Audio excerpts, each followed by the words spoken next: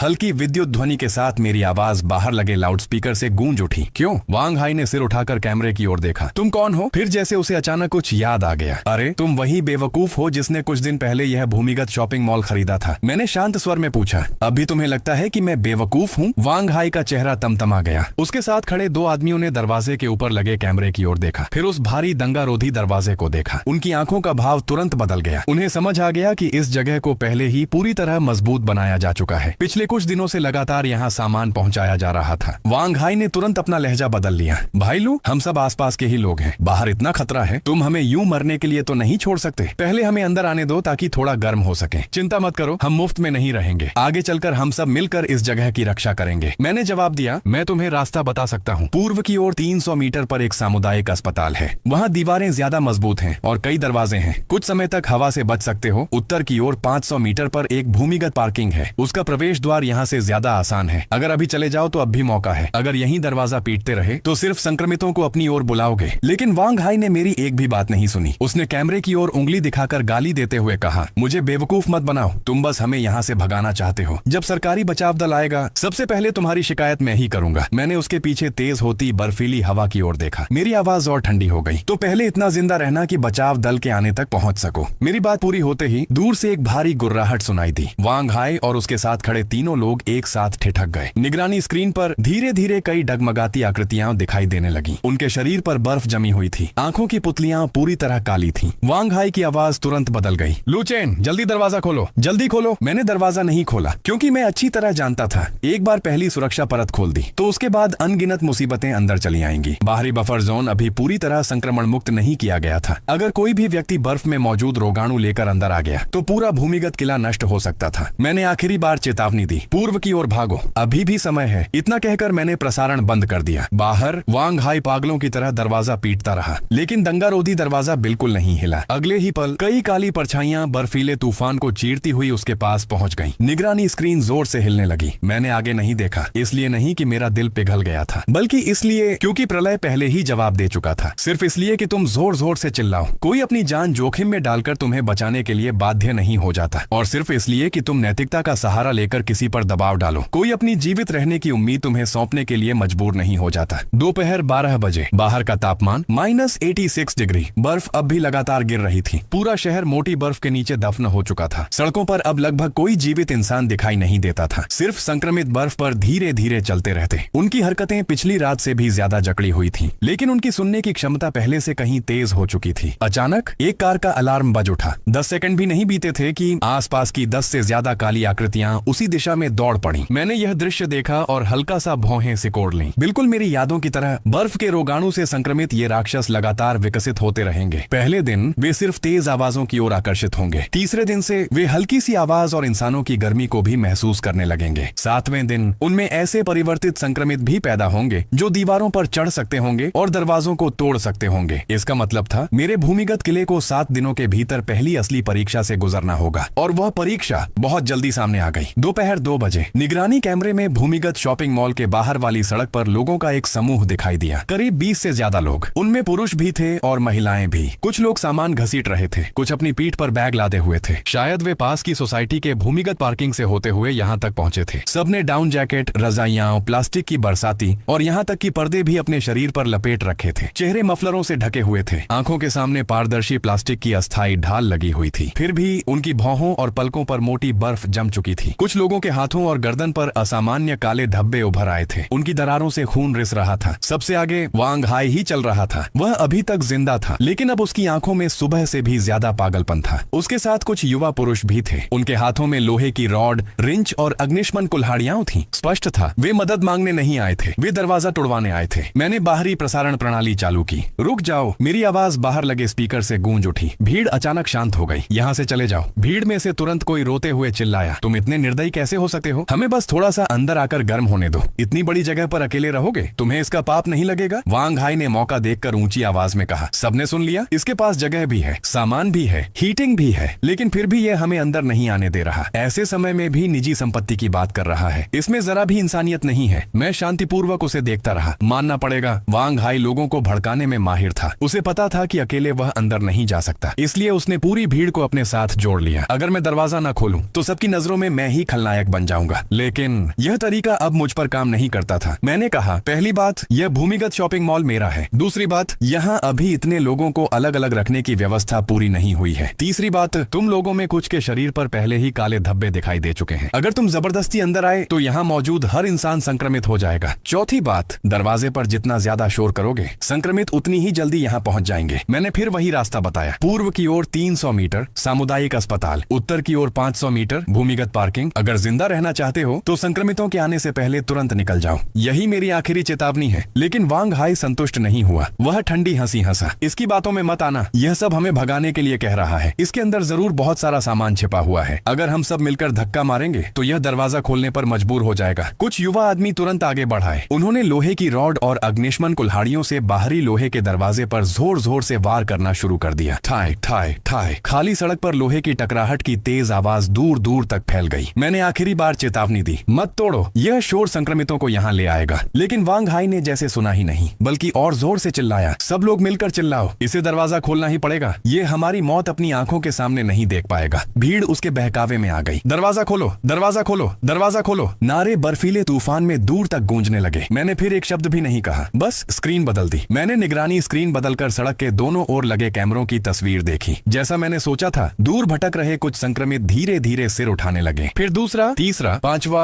बर्फीले तूफान के बीच से और भी अधिक काली परछाइयां मुड़कर उसी दिशा में आने लगी। उन्होंने आवाज सुन ली थी। उधर वांग हाई अब भी चिल्ला रहा था, लू चेन, अगर तुम दरवाजा नहीं खोलोगे तो सबकी मौत के जिम्मेदार तुम हो। मैं कुर्सी से टिककर शांत भाव से उसे देखता रहा। नहीं, उन्हें यहाँ तक लाने वाला तुम हो। अगले ही पल पहली काली आकृति सड़क के मोड़ से दौड़ती हुई बाहर आई। भीड़ में किसी ने चीख मारी। पूरा दृश्य पल भर में अराजक हो गया। जो लोग अभी कुछ देर पहले नारे लगा रहे थे, उन्होंने तुरंत अपने औजार फेंक दिए और भागने लगे। कोई गिर पड़ा, कोई एक दूसरे को धक्का देने लगा, कोई रोते चिल्लाते हुए बर्फीले तूफान में भाग गया। वांग हाई का चेहरा एकदम सफेद पड़ गया। वह मुड़कर भागना ही चाहता था कि एक आदमी ने उसका हाथ कसकर पकड़ लिया। वांग हाई, तुमने ही कहा था कि यहाँ अंदर जा सकते हैं, अब भागने की कोशिश मत करना। मुझे छोड़ो, तुम लोग खुद बेवकूफ हो, उसमें मेरा क्या कसूर है। उसके इतना कहते ही आसपास के सभी लोगों के चेहरे बदल गए। लेकिन अब उनके पास बहस करने का समय नहीं बचा था। बर्फीला तूफान और अफरा तफरी जल्दी ही दरवाजे के बाहर का पूरा दृश्य निकल गई। मैं निगरानी कक्ष में बैठा रहा। न मैंने कोई हरकत की, न दरवाजा खोला, क्योंकि मैं अच्छी तरह जानता था अगर इस समय मेरा दिल पिघल गया तो मरने वाला मैं ही होऊंगा। कुछ मिनट बाद बाहर फिर से सन्नाटा छा गया। बर्फ अब भी लगातार गिर रही थी। जमीन पर लोहे की रॉडें, रजाइयां और जगह जगह खून के धब्बे बिखरे पड़े थे। जो लोग बच गए थे वे चारों दिशाओं में भाग चुके थे। वांग हाई भी कहीं दिखाई नहीं दे रहा था। पता नहीं वह भाग निकला या बर्फीले तूफान में हमेशा के लिए गायब हो गया। मैंने बाहरी प्रसारण बंद कर दिया। फिर प्रवेश द्वार की निगरानी स्क्रीन को बड़ा करके देखा। बाहरी सुरक्षा परत को कोई नुकसान नहीं पहुंचा था। बहुत अच्छा, पहला हमला भूमिगत किले को जरा भी नुकसान नहीं पहुंचा पाया। उसी समय मेरा मोबाइल फिर से कंपन करने लगा। इस बार फोन लिंक यूएवी का नहीं था, बल्कि जो यान का संदेश था। लू चेन, मुझे पता है तुम कहाँ हो, भूमिगत शॉपिंग मॉल में, सही? इंतजार करना, हम लोग जल्दी ही वहाँ पहुँच रहे हैं। लगता था भूमिगत शॉपिंग मॉल की खबर आसपास के लोगों तक पहुँच चुकी थी। ये बात वांग हाई ने फैलाई थी या लिंक यूएवी ने बताई थी, अब इससे कोई फर्क नहीं पड़ता था। महत्वपूर्ण बात यह थी कि अब उनकी नजर भी मुझ पर पड़ चुकी थी। लेकिन इस बार दरवाजा मेरे हाथ में था, सामान मेरे हाथ में था और जिंदा रहने की उम्मीद भी मेरे हाथ में थी। मैंने धीरे धीरे टाइप करके सिर्फ एक वाक्य भेजा, आ जाओ, मैं इंतजार कर रहा हूँ। संदेश भेजने के बाद मैंने नक्शा खोला।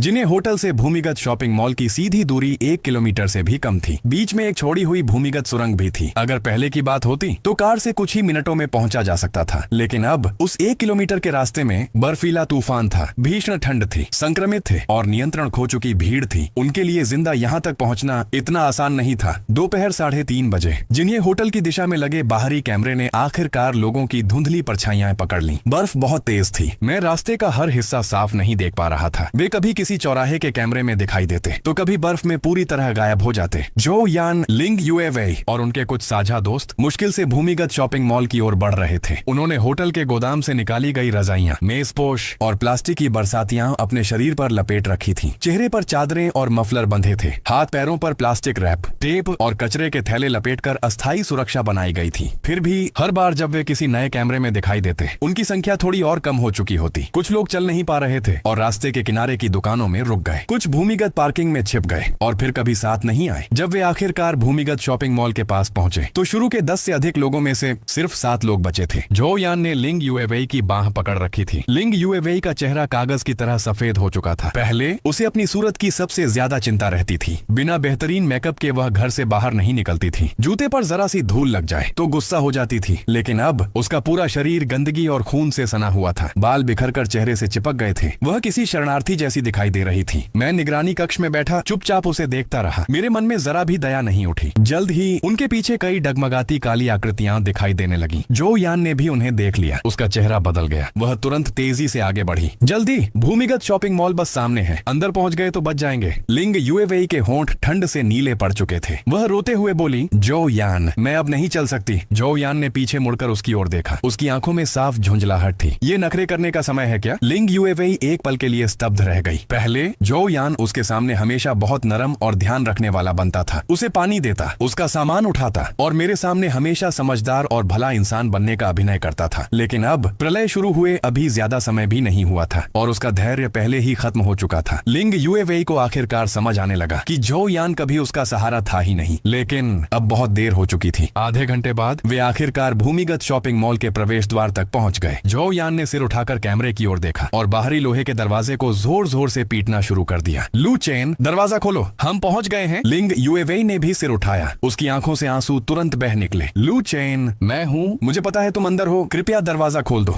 मुझे सचमुच अपनी गलती का एहसास हो गया है। मैंने बाहरी प्रसारण प्रणाली चालू की। हल्की विद्युत ध्वनि के बाद मेरी आवाज स्पीकर से बाहर गूंज उठी। गलती? कौन सी गलती? लिंग यूएवेई को जैसे डूबते को तिनके का सहारा मिल गया। वह जल्दी जल्दी बोली, मुझे तुम पर घर अपने नाम करवाने का दबाव नहीं डालना चाहिए था। मुझे वे बातें नहीं कहनी चाहिए थी जिनसे तुम्हें दुख पहुंचा। मुझे जो यान के इतना करीब नहीं जाना चाहिए था। लू चेन, बस मुझे अंदर आने दो, आगे से मैं हर बात तुम्हारी मानूंगी। जो यान का चेहरा तुरंत बदल गया। लेकिन लिंग यूएवेई ने उसकी ओर देखा तक नहीं। वह सिर्फ कैमरे को घूरती रही। रोते रोते उसका बुरा हाल हो चुका था। अगर यह पिछले जन्म की बात होती तो उसे इस हालत में देखकर मेरा दिल बहुत पहले पिघल चुका होता। लेकिन अब मुझे यह सब केवल विडंबना लग रहा था। मैंने आगे पूछा, लिंग यूएवेई, अगर मैं अभी दरवाजा खोल दूं, क्या तुम यह वादा कर सकती हो कि तुम जो यान का साथ नहीं दोगी? क्या तुम यह वादा कर सकती हो कि तुम सब लोग मिलकर मुझ पर यहाँ का सामान सौंपने का दबाव नहीं डालोगे? क्या तुम यह वादा कर सकती हो कि अंदर आते ही इस जगह को अपना अधिकार नहीं समझोगी? लिंग यूएवेई ने मुंह खोला, लेकिन एक शब्द भी नहीं बोल सकी, क्योंकि वह खुद अच्छी तरह जानती थी अगर यह दरवाजा सचमुच खुल गया तो सबसे पहले उसके मन में मेरा एहसान नहीं आएगा। वह यही सोचेगी कैसे जिंदा रहा जाए, कैसे जो यान को भी अंदर लाया जाए और कैसे इस जगह को अपना नया सहारा बना लिया जाए। जो यान का चेहरा थोड़ा बदल गया, लेकिन उसने तुरंत खुद को संभाल लिया। वह ठंडी हंसी हंसकर बोला, लू चेन, हम लोगों के बीच फूट डालने की कोशिश मत करो। बाहर हर तरफ संक्रमित हैं और तुम अंदर बैठकर हमारी परीक्षा ले रहे हो। मैंने उसकी ओर देखते हुए कहा, जो यान, तुम्हें कभी जिंदा रहने का रास्ता नहीं चाहिए था। तुम्हें हमेशा सिर्फ इस जगह का सामान चाहिए था। जिस पल तुम्हें भूमिगत शॉपिंग मॉल का पता चला, उसी पल से तुमने मदद मांगने के बारे में नहीं सोचा। तुम सिर्फ यही सोच रहे थे कि अंदर कैसे घुसा जाए और यहाँ का सामान कैसे अपने हाथ में लिया जाए। जो यान का चेहरा पूरी तरह बदल गया। उसने अब कोई दिखावा नहीं किया। झुककर जमीन से एक बड़ा पत्थर उठाया और पूरी ताकत से कैमरे पर दे मारा। धड़ाम! पत्थर कैमरे के बाहर लगे सुरक्षा कवच से टकराया। सुरक्षा कवच केवल हल्का सा कांपा, उस पर एक खरोंच तक नहीं आई। जो यान गुस्से से चिल्लाया, लू चेन, अंदर बैठकर नाटक करना बंद करो। मैं तुम्हें बता रहा हूँ, अगर आज तुमने दरवाजा नहीं खोला तो जिस दिन मैं अंदर घुस गया उस दिन यहाँ का सामान सिर्फ तुम्हारा नहीं रहेगा। लिंग यूएवेई का चेहरा तुरंत सफेद पड़ गया। आखिरकार उसे समझ आ गया कि जो यान मुझे बचाने के लिए मनाने नहीं आया था, वह तो जबरदस्ती अंदर घुसना चाहता था। उसे सिर्फ भूमिगत शॉपिंग मॉल का सामान चाहिए था और वह सिर्फ मुझे दरवाजा खुलवाने का एक मोहरा थी। वह घबराकर एक कदम पीछे हटी और जो यान को देखने लगी। आयान, तुमने तो कहा था कि हम बस लू चेन से मदद मांगेंगे। जो यान अचानक उसकी ओर मुड़ा। उसके चेहरे की सारी नरमी पूरी तरह गायब हो चुकी थी। अभी भी तुम्हें लगता है कि सिर्फ गिड़गिड़ाने से वह दरवाजा खोल देगा? लिंग यूएवेई स्तब्ध रह गई। जो यान ठंडी हंसी हंसा। अगर तुमने यह न कहा होता कि लू चेन बहुत नरम दिल है और यह भी कि वह पहले तुम्हारी हर बात मानता था, तो क्या मैं अपनी जान जोखिम में डालकर तुम्हें यहाँ तक लाता? तुम्हें क्या लगता है मैं पूरे रास्ते तुम्हारी रक्षा क्यों करता रहा? क्योंकि तुम उससे दरवाजा खुलवा सकती थी। दरवाजा खुलते ही अंदर का सामान ही हमारी असली जिंदगी बन जाता। लिंग यूएवेई वहीं जड़ होकर खड़ी रह गई। वह हमेशा यही सोचती रही कि जो यान सचमुच उसकी परवाह करता है। कम से कम ऐसे समय में तो वह उसका साथ देगा। लेकिन आखिर में वह भी सिर्फ इस दरवाजे को खुलवाने का एक औजार निकली। मैं निगरानी कक्ष में बैठा धीरे से मेज पर उंगलियां थपथपाने लगा। कभी कभी सच सामने लाने के लिए मुझे कुछ करने की जरूरत ही नहीं पड़ती। लोग खुद ही एक दूसरे का असली चेहरा उजागर कर देते हैं। उसी समय दूर से धीमी गुर्राहट सुनाई दी। कई काली आकृतियां उनके शोर की वजह से धीरे धीरे उनकी ओर बढ़ने लगी। मैंने शांत स्वर में कहा, तुम लोगों के पास सिर्फ 30 सेकंड बचे हैं। झो यान का चेहरा बदल गया। वह फिर दरवाजा पीटने लगा। लू चेन, दरवाजा खोल। अगर अभी खोल देगा तो मैं वादा करता हूँ कि तुम्हें नुकसान नहीं पहुँचाऊंगा। मैंने कोई जवाब नहीं दिया। इतनी देर बाद भी वह अब भी आदेश देने के लहजे में बात कर रहा था। लिंग यूएवेई के पैर जवाब दे गए। वह बर्फ पर गिर पड़ी। उठना चाहा, लेकिन उसके हाथ पैर ठंड से सुन्न हो चुके थे। वह केवल कैमरे की ओर देखकर रो सकती थी। लू चेन, कृपया,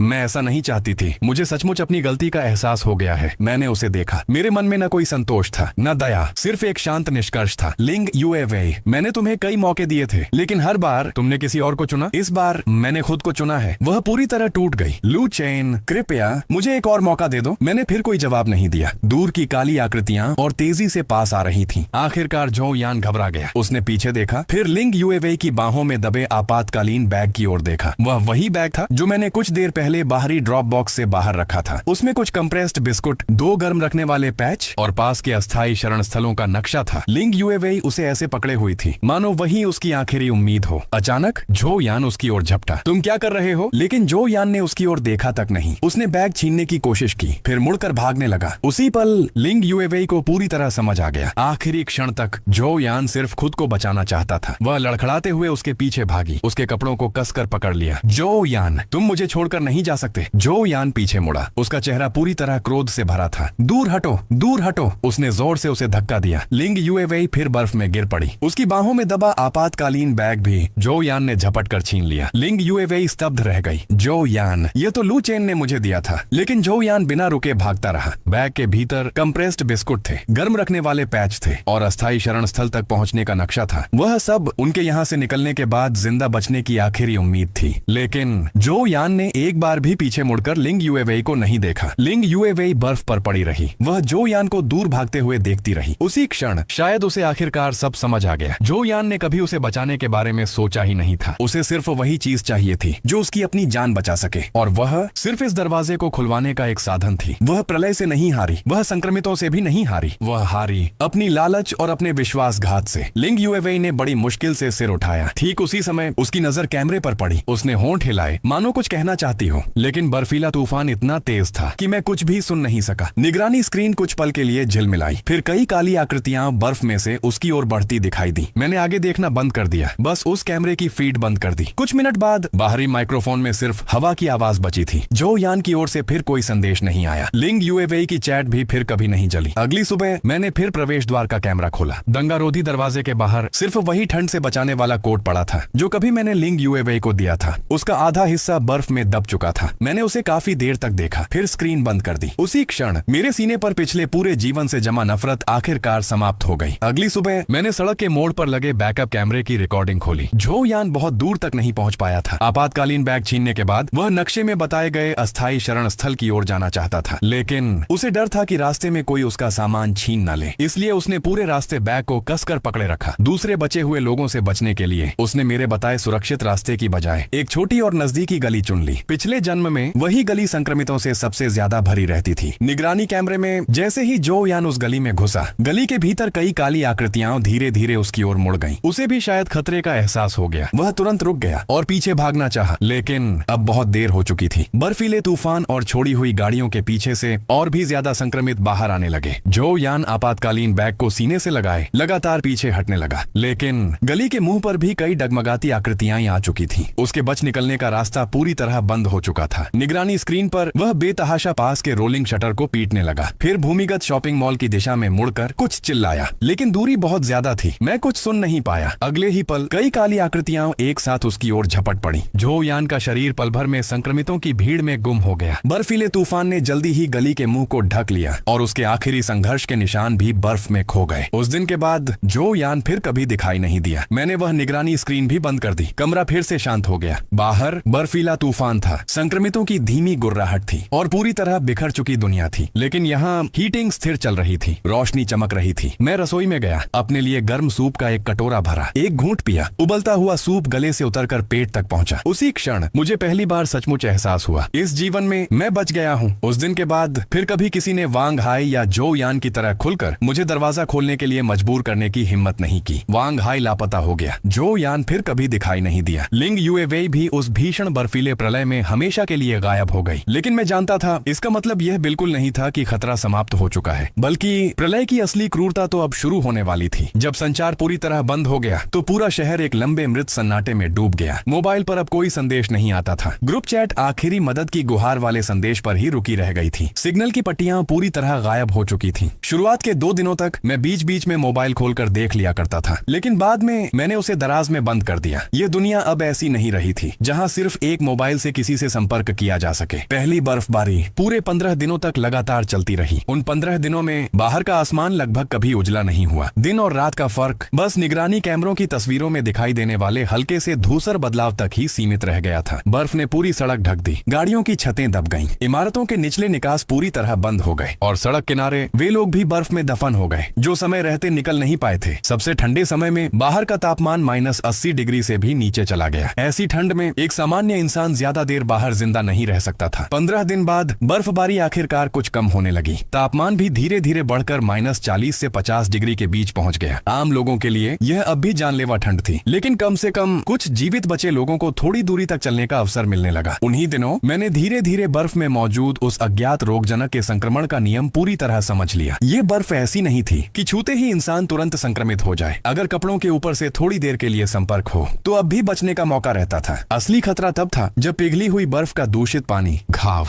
नाक या मुंह के रास्ते शरीर में प्रवेश कर जाए या लंबे समय तक त्वचा पर चिपका रहे। अगर त्वचा पर काले धब्बे दिखाई देने लगे तो समझ लो संक्रमण शुरू हो चुका है। पिछले जन्म के अनुभव के अनुसार सबसे लंबी ऊष्मायन अवधि लगभग 72 घंटे थी। इसलिए मैंने अपने भूमिगत किले का पहला और सबसे सख्त नियम बनाया। कोई भी बाहरी व्यक्ति कम से कम 72 घंटे तक अलग थलग रखा जाएगा, 1 मिनट भी कम नहीं। कई बार मैंने देखा कि कुछ जीवित बचे लोग अपनी इमारतों से बाहर निकले। उन्होंने अपने शरीर को चादरों में लपेट रखा था, जूते प्लास्टिक की थैलियों से ढके हुए थे, हाथों में बस साधारण औजार थे। वे सामने वाले सुपरमार्केट तक पहुंचने की कोशिश कर रहे थे, लेकिन वे कुछ ही दूर गए थे कि बर्फ के नीचे से काली परछाइयां धीरे धीरे हिलने लगी। वे संक्रमित आधे शरीर तक बर्फ में दबे रहते थे, सामान्य समय में बिल्कुल स्थिर, मानो जमे हुए हों। लेकिन जैसे ही उन्हें पैरों की कंपन, शरीर की गर्मी या जरा सी आवाज महसूस होती, वे तुरंत उस दिशा में झपट पड़ते। निगरानी कैमरों की तस्वीरें जल्दी ही बर्फीले तूफान से ढक जाती। मैंने आगे देखना बंद कर दिया। प्रलय में कुछ दृश्य जितने साफ दिखाई दें उतनी ही मुश्किल से नींद आती है। शुरुआत में संक्रमित केवल जिंदा इंसानों का पीछा करते थे। कुछ दिनों बाद वे आवाज, कंपन और गर्मी के प्रति बहुत संवेदनशील हो गए। 7वें दिन पहली बार उच्च स्तरीय संक्रमित दिखाई दिए। उनकी चलने फिरने की क्षमता स्पष्ट रूप से बढ़ चुकी थी। एक संक्रमित गर्मी के स्रोत का पीछा करते करते शॉपिंग मॉल की बाहरी दीवार पर बने वेंटिलेशन आउटलेट तक पहुंच गया। इंफ्रारेड निगरानी प्रणाली ने तुरंत चेतावनी दे दी। उस समय मैं ऊर्जा कक्ष की जांच कर रहा था। जैसे ही तीखी चेतावनी की आवाज गूंजी, मेरा दिल जोर से धड़क उठा। डर की वजह से नहीं, बल्कि इसलिए कि पिछले जन्म में लोगों द्वारा मेरा दरवाजा तोड़कर अंदर घुस आने की याद एक ही पल में फिर से ताजा हो गई। मैंने तुरंत वेंटिलेशन कैमरे की फीड खोली। स्क्रीन पर वह संक्रमित बाहरी दीवार के पास खड़ा था। वह धातु की सुरक्षा जाली के बिल्कुल करीब आया। अगले ही पल उसने पूरी ताकत से टक्कर मारी। धड़ाम! पूरी वेंटिलेशन पाइप हल्की सी कांप उठी। मैं अपनी जगह से नहीं हिला, बस स्क्रीन को घूरता रहा। धड़ाम! दूसरी टक्कर, धड़ाम! तीसरी टक्कर। लेकिन सुरक्षा जाली जरा भी नहीं मुड़ी। फिल्टर प्रणाली पूरी तरह सामान्य थी। रिवर्स एयर फ्लो सुरक्षा प्रणाली भी स्थिर चल रही थी। तब जाकर मैंने धीरे धीरे राहत की सांस ली। अच्छा हुआ मैंने पहले ही वेंटिलेशन सिस्टम में ध्वनि रोधक परत लगा दी थी। साथ ही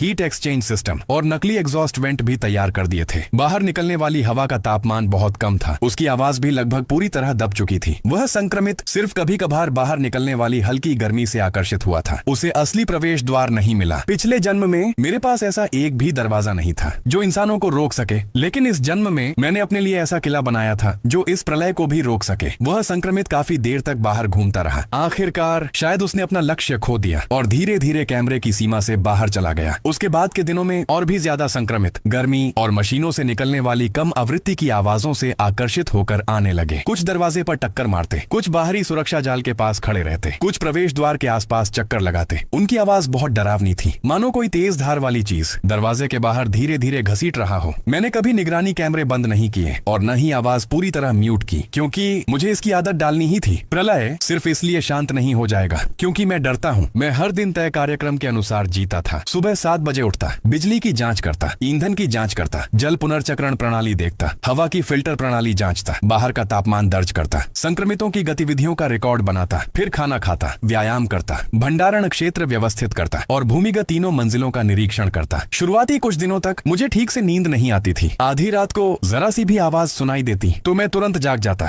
काफी देर तक निगरानी स्क्रीन देखता रहता। कई बार मुझे सपना आता कि मैं फिर उसी पिछले जन्म में लौट गया हूँ। सपने में लिंग यूएवेई फिर दरवाजा खोल देती। झो यान लोगों को लेकर फिर अंदर घुस आता। नींद खुलने के बाद मैं लंबे समय तक अंधेरे में बैठा रहता जब तक यह पूरी तरह सुनिश्चित न कर लूं कि तीनों दंगारोधी दरवाजे बंद हैं, ऊर्जा प्रणाली सामान्य चल रही है। तब जाकर फिर लेटता। सुरक्षा का एहसास सिर्फ सामान जमा कर लेने से पैदा नहीं होता, उसे बनने में समय लगता है। हर दिन खुद को यकीन दिलाना पड़ता है कि दरवाजे अब भी मजबूत हैं, खाना अब भी सुरक्षित है और अब कोई मुझे फिर कभी बाहर नहीं धकेल पाएगा। 10वें दिन मैंने तीसरी भूमिगत मंजिल पर पहली बार सब्जियां बोई। सलाद पत्ता, हरा प्याज, आलू और टमाटर के कुछ पौधे। जब मैंने बीजों को ग्रो ट्रे में दबाया तो मेरा हाथ काफी देर तक वहीं रुका रहा। पिछले जन्म में प्रलय के 6 महीनों के दौरान मैंने मैंने लगभग कभी असली हरियाली नहीं देखी थी। खाने लायक सारी पत्तियां बहुत पहले ही लूट ली गई थीं। यहाँ तक कि रिहायशी इलाके के फूलों की क्यारियों की घास भी लोग उखाड़ कर उबाल कर खा चुके थे। उस समय एक ताजी हरी पत्ती सोने से भी ज्यादा कीमती थी। इसलिए जब पहली नन्ही हरी कोम्पल मिट्टी से बाहर निकली तो मैं ग्रो लाइट के नीचे उसे बहुत देर तक देखता रहा। वह बहुत छोटी थी, इतनी छोटी कि एक उंगली से भी आसानी से दबाई जा सकती थी, दिया जा सकता था। लेकिन इस दुनिया में जहाँ एक कप गर्म पानी भी किसी की जान बचा सकता था, यह छोटी सी हरियाली मेरे लिए पूरे गोदाम भर डिब्बा बंद भोजन से भी ज्यादा सुकून देने वाली थी। डिब्बा बंद खाना एक दिन खत्म हो जाएगा, ईंधन भी एक दिन जलकर समाप्त हो जाएगा, लेकिन जब तक बीज अंकुरित होते रहेंगे यह जगह सिर्फ एक शरण स्थल नहीं रहेगी। यह वह स्थान होगा जहाँ मैं सचमुच जी सकता हूँ। 1.5 महीने बाद बाहर बचे हुए लोगों की संख्या कम होने लगी। शुरुआत में अब भी कुछ लोग घायल टांग घसीटते हुए यहाँ तक पहुँच जाते थे। कुछ लोग दरवाजे पर गिरकर रोते चिल्लाते थे। कुछ निगरानी कैमरे के सामने हाथ जोड़कर बस एक घूंट गर्म पानी मांगते थे। लेकिन धीरे धीरे ऐसी आवाजें कम होती गईं। ऐसा नहीं था कि वे मदद नहीं मांगना चाहते थे, बल्कि जो लोग यहाँ तक पहुँच सकते थे उनकी संख्या ही लगातार घटती जा रही थी। एक रात बाहरी निगरानी कैमरे ने एक बुजुर्ग व्यक्ति को देखा। उनकी पीठ पर एक पुराना दवाइयों का बक्सा था। वे फिसलते संभलते भूमिगत शॉपिंग मॉल के प्रवेश द्वार तक पहुंचे। उन्होंने न दरवाजा पीटा, न मुझे गालियां दी, न अंदर आने की भीख मांगी। बस दरवाजे के सहारे बैठ गए। फिर अपनी छाती से खून के धब्बों वाला एक गते का टुकड़ा निकाला। उस पर टेढ़े मेढ़े अक्षरों में लिखा था, मैं डॉक्टर हूँ, संक्रमित नहीं हूँ, मैं इलाज कर सकता हूँ, बस एक कप गर्म पानी चाहिए। मैं बहुत देर तक कैमरे की स्क्रीन देखता रहा। मैं उस चेहरे को पहचानता था। पिछले जन्म में जब मैं लिंग यूएवी के लिए बुखार की दवा ढूंढ रहा था, तब एक छोड़े हुए क्लिनिक में मेरी उनसे मुलाकात हुई थी। उस समय क्लिनिक पूरी तरह लूटा जा चुका था। मैं लगभग निराश हो चुका था, लेकिन उन्होंने अपने दवाई के बक्से की छिपी हुई तह से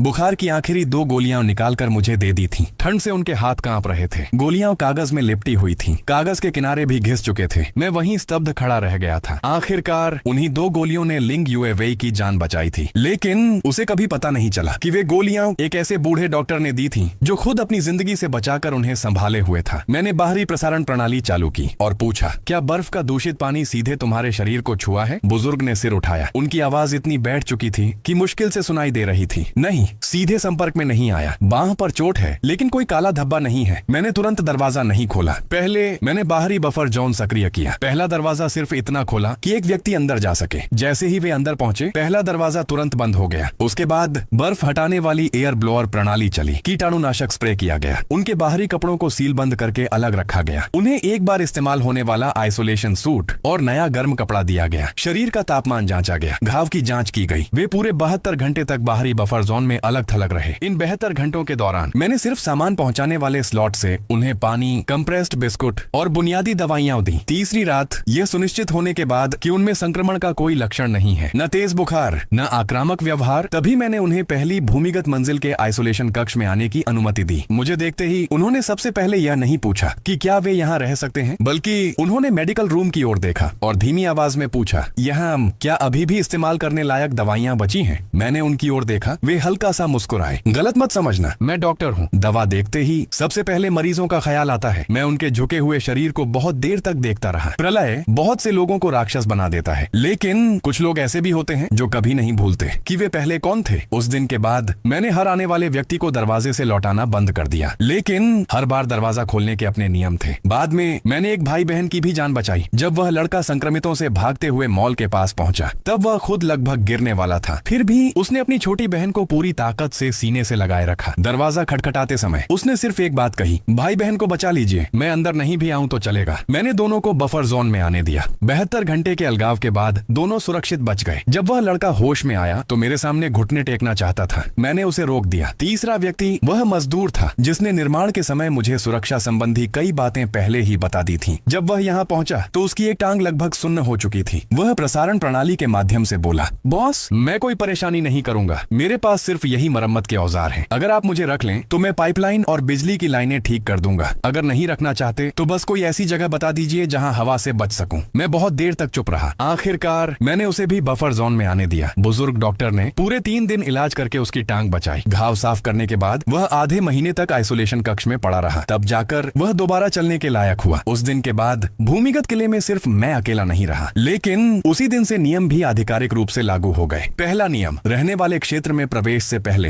हर व्यक्ति को 72 घंटे का अलगाव अनिवार्य होगा। दूसरा नियम, सारा सामान सामूहिक रूप से दर्ज किया जाएगा, कोई भी व्यक्ति निजी तौर पर सामान नहीं रखेगा। तीसरा नियम, मुख्य नियंत्रक नियंत्रण कक्ष और ऊर्जा कक्ष के पास बिना अनुमति कोई नहीं जाएगा। चौथा नियम, कोई भी व्यक्ति झगड़ा नहीं भड़काएगा, नियम नहीं तोड़ेगा और अपनी मर्जी से कोई भी दरवाजा नहीं खोलेगा। जो भी ऐसा करेगा उसे तुरंत बाहर निकाल दिया जाएगा। पांचवा नियम, यह किला लोगों की जान बचाएगा, लेकिन एक व्यक्ति को बचाने के लिए सभी लोगों की जान जोखिम में नहीं डालेगा। मैंने ये सारे नियम पहली भूमिगत मंजिल के प्रवेश द्वार पर सबसे दिखाई देने वाली जगह लिख दिए। बुजुर्ग डॉक्टर ने पढ़कर सिर्फ इतना कहा, नियम जितने सख्त हों उतना अच्छा है। अराजक समय में नियमों की कमी ही लोगों की जान लेती है। 2 महीने बाद पूरा शहर अपनी पुरानी शक्ल खो चुका था। ऊंची इमारतें बर्फ से ढक चुकी थी, सड़कें पूरी तरह दब चुकी थी, शॉपिंग मॉल, अस्पताल, स्कूल सब संक्रमितों के घूमने की जगह बन चुके थे। लेकिन भूमिगत किला धीरे धीरे स्थिर होने लगा। बुजुर्ग डॉक्टर ने मेडिकल स्टोर व्यवस्थित किया। उन्होंने दवाइयों, मरहम और चिकित्सा उपकरणों को फिर से वर्गीकृत किया। वह लड़का बाहरी निगरानी की जिम्मेदारी संभालने लगा। उसकी बहन खेती वाले हिस्से में मदद करती थी और वह मजदूर मेरे साथ मिलकर धीरे धीरे जल निकासी, संरचना और बैकअप बिजली की लाइनें जांचता था। यह भूमिगत शॉपिंग मॉल अब सिर्फ मेरा अकेला शरण स्थल नहीं रहा था। यह धीरे धीरे एक ऐसी जगह बनता जा रहा था जहां लंबे समय तक जिया जा सकता था। बाद में कभी कभी कुछ और जीवित बचे लोग भी यहाँ से गुजरते। कोई मदद मांगता, कोई गालियां देता, कोई दरवाजा तोड़ने की कोशिश करता और कोई दरवाजे के बाहर रोते हुए कहता कि उसने पहले दूसरों से उम्मीदें छीनी थी, अब जाकर उसे समझ आया है कि उम्मीद छिन जाने का दर्द क्या होता है। 6 महीने बाद लगातार चलने वाला भीषण हिम तूफान आखिरकार कम होने लगा। आसमान अब भी धूसर था। सूरज धुंधले तांबे के सिक्के की तरह घने बादलों के पीछे टंगा हुआ दिखाई देता था। संक्रमित पूरी तरह समाप्त नहीं हुए थे, लेकिन जो लोग बच गए थे उन्होंने धीरे धीरे फिर से व्यवस्था बनानी शुरू कर दी। शहर के बाहरी हिस्सों में एक एक करके कई जीवित बचे लोगों की बस्तियां बनने लगी। उन्होंने छोड़े हुए शॉपिंग मॉलों को दीवार बनाया। भूमिगत पार्किंग में ठंड से बचने लगे। कुछ लोगों ने फिर से आग जलानी शुरू की, सड़कें साफ की और उपयोगी सामान ढूंढना शुरू किया। मैं किसी भी बस्ती में शामिल नहीं हुआ और न ही मैंने भूमिगत शॉपिंग मॉल सबके लिए खोल दिया। यह किला मैंने अपनी एक पूरी जिंदगी की कीमत देकर बनाया था। मैं किसी निर्दोष इंसान को थोड़ा भोजन दे सकता हूँ, किसी टूट चुके बच्चे को पानी की एक बोतल दे सकता हूँ और उन लोगों को भी जो सचमुच नियमों का सम्मान करते हैं। जो लोग नियमों का पालन करते थे उन्हें मैं बाहरी बफर जोन में एक कटोरी गर्म सूप और बर्फीले तूफान से बचने की जगह दे सकता था। लेकिन दरवाजे के पीछे का रहने वाला क्षेत्र, ऊर्जा कक्ष और भंडारण क्षेत्र मैं कभी भी किसी बाहरी व्यक्ति के लिए आसानी से नहीं खोलता, क्योंकि मैं अच्छी तरह जानता था कि प्रलय के समय दयालुता हो सकती है, लेकिन उसकी एक सीमा भी होनी चाहिए। उस 1 साल में मैंने बहुत से लोगों को दरवाजे के बाहर घुटनों के बल बैठकर रोते देखा और उतने ही लोगों को आधे पैकेट इंस्टेंट नूडल्स के लिए एक दूसरे का दुश्मन बनते भी देखा। मैंने ऐसे लोगों को देखा जो थोड़े से भोजन के लिए अपने सबसे करीबी लोगों को छोड़कर अकेले भाग गए और मैंने ऐसे लोगों को भी देखा जो खुद भूखे रहे लेकिन आखिरी निवाला भी अपने परिवार के लिए बचा कर रखा। प्रलय इंसान के लालच को कई गुना बढ़ा देता है, लेकिन कुछ लोगों के भीतर बची हुई थोड़ी सी इंसानियत को भी सबसे स्पष्ट रूप से सामने ले आता है। 1 साल बाद मैं भूमिगत शॉपिंग मॉल के मुख्य नियंत्रण कक्ष में खड़ा था। मेरे सामने पूरी दीवार जितनी बड़ी निगरानी स्क्रीन लगी थी। स्क्रीन पर पूरा शहर अब भी बर्फ से ढका हुआ था। छोड़ी हुई ऊंची इमारतें बर्फीले तूफान में चुपचाप खड़ी थी। कभी कभी कोई संक्रमित सड़क के मोड़ से धीरे धीरे गुजर जाता था, लेकिन अब मुझे डर नहीं लगता था, क्योंकि मेरे पीछे स्थिर रूप से चलता हुआ जनरेटर था। गर्म रोशनी से भरा रहने का क्षेत्र था। हरी भरी सब्जियों से भरा हुआ खेती कक्ष था। पिछले जन्म में मुझे दरवाजे के बाहर धक्का देकर निकाल दिया गया था। इस जन्म में मैं दरवाजे के अंदर खड़ा था। 3 परतों वाले दंगारोधी दरवाजे एक एक करके मेरे पीछे मजबूती से बंद थे। सामान मेरे अपने हाथ में था और मेरी जिंदगी भी अब मेरे ही